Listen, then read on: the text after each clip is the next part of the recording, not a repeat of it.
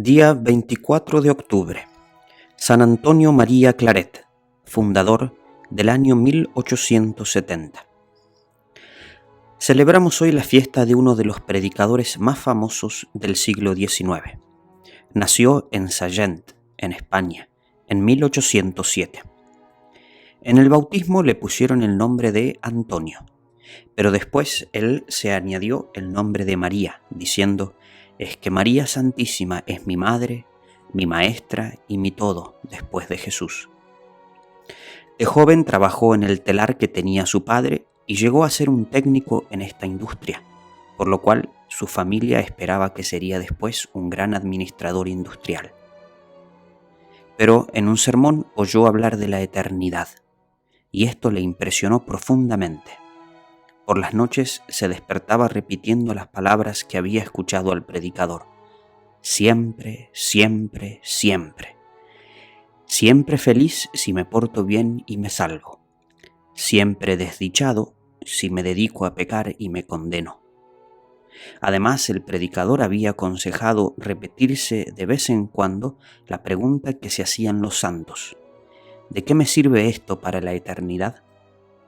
Estos pensamientos lo movieron a dejar los negocios materiales y a dedicarse seriamente a conseguir su propia salvación y la de los demás. Al principio se propuso irse de monje cartujo, pero un director espiritual que conocía su inmensa capacidad de trabajo le dijo que eso no era su vocación. Después se fue a Roma a pedir ser enviado como misionero a lejanas tierras, pero allá lo convencieron de que debía más bien ser misionero en su propia patria. Luego dispuso hacerse jesuita y entró al noviciado de esa comunidad, pero un fuertísimo dolor en una pierna lo obligó a irse de allí y volver a España. Más tarde, el superior general de los jesuitas le escribió: «Dios lo trajo a nuestra comunidad, pero no para que se quedara en ella, sino para que aprendiera a ganar almas para el cielo». En su juventud siente dos intervenciones de la Santísima Virgen que lo mueven a amarla muchísimo más y a propagar por todas partes su devoción. La primera fue en una ocasión en la que le llegaron terribilísimas tentaciones contra la pureza. Cuando el peligro de consentir era mayor, vio en sueños que Nuestra Señora le ofrecía una corona de triunfador y le decía: «Esta corona será para ti si rechazas la tentación». Con esto se sintió lleno de valor y logró salir victorioso de aquel peligro. En adelante, la Santísima Virgen le concedió una pureza admirable durante toda su vida. La segunda intervención de la Virgen en su favor sucedió en el mar, cuando, estando él dándose un baño, llegó una inmensa ola y lo arrastró hacia el océano profundo. Él, viéndose perdido, rezó con toda la fe a la Madre de Dios, y sin saber cómo, se halló otra vez en la orilla sano y salvo. Toda la vida recordó estos hechos admirables y no se cansaba nunca de recomendar a sus oyentes la devoción a la Madre Celestial. Ingresó al seminario de Vich, en España, y allí recibió la ordenación sacerdotal. Fue luego nombrado como vicepárroco y pronto empezó el pueblo a conocer cuál era la cualidad principal que Dios le había dado. Era un predicador impresionante, de una eficacia arrolladora. De todas partes lo llamaban a predicar misiones populares. Predicaba hasta 10 sermones en un día. Viajaba siempre a pie y sin dinero. Como equipaje solamente llevaba su libro de oraciones, una muda de ropa para cambiarse y un paquete de medallas y estampas para regalar a la gente. Cuando terminaba de predicar la misión en un pueblo, se iba en procesión cantando y rezando con toda la gente de ese pueblo hasta el límite con el pueblo siguiente, donde lo estaban esperando los habitantes de ese pueblo, para empezar su predicación entre ellos. La gente, al verlo pasar, decía: «Allá va el santo, ahí viene el santo». En el confesionario era extraordinariamente amable y sumamente comprensivo con los pecadores, pero en la predicación hablaba fuerte contra los vicios y las malas costumbres. Las conversiones se obraban por montones, y cuando predicaba tenía que conseguir un buen número de sacerdotes para confesar a tantos pecadores que se convertían al escucharlo. En su vida predicó más de 10.000 sermones. Lo que hizo San Juan Bosco en Italia en ese tiempo en favor de las buenas lecturas, también lo hizo San Antonio Claret en España. Él se dio cuenta de que una buena lectura puede hacer mayor bien que un sermón y se propuso emplear todo el dinero que conseguía en difundir buenos libros. Dicen que si se unen los renglones de los libros que él propagó, estos renglones le dan 3 veces la vuelta al mundo. Mandaba imprimir y regalaba hojas religiosas por centenares de miles. Ayudó a fundar la librería religiosa de Barcelona y fue el que difundió los libros de esa librería. Él mismo redactó más de 200 libros y folletos sencillos para el pueblo que tuvieron centenares de ediciones. Los regalaba donde quiera que llegaba.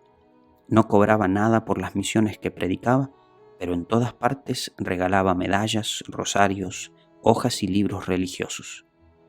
Vivió en la más absoluta pobreza, pero regalaba libros como si fuera un millonario. Dios le ayudaba.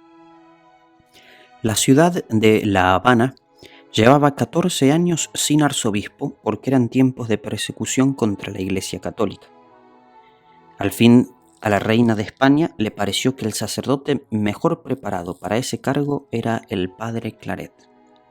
Le escribió la reina al sumo pontífice y éste lo nombró como arzobispo de La Habana. Él se negaba a aceptar el cargo porque le parecía que no era digno, pero sus amigos sacerdotes le dijeron que en conciencia tenía que aceptarlo porque esa era la voluntad de Dios.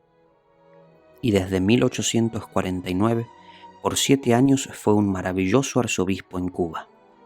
Visitó 2 veces todas las numerosas parroquias predicando misiones en cada una. Allí el pueblo no leía casi, pero él los adoctrinaba por medio de la devoción a la Santísima Virgen y con sus sencillas clases de catecismo donde quiera que llegaba. El pueblo lo quería y estimaba muchísimo. En Cuba administró el sacramento de la confirmación a 300.000 cristianos y arregló 30.000 matrimonios. Logró formar con los sacerdotes una verdadera familia de hermanos donde todos se sentían bien atendidos y estimados en la casa del arzobispo. Todo lo llevaba en buenas, sin amarguras ni asperezas y con gran amabilidad. Pero aunque era el más bondadoso de los obispos, del cual dijo el Papa en ese tiempo, Pío IX, Monseñor Claret es un verdadero modelo de obispo, sin embargo, la masonería le juró la guerra y pagó a sicarios para que lo mataran. Varias veces nuestro santo se libró como por milagro de peligrosos atentados. Pero un día, al salir de predicar un sermón, un sicario le esperó en la calle y con una navaja de afeitar le hizo una herida en el cuello. Providencialmente el obispo llevaba un pañuelo, tapándose la boca para evitar el aire frío. Con esto logró que no se degollara. Luego, gravemente herido y sin voz, la herida cicatrizó, pero la voz no lograba recuperarse. Entonces le pidió con toda fe a la Santísima Virgen que le devolviera su voz para poder predicar, y logró tan grande favor de la Virgen María.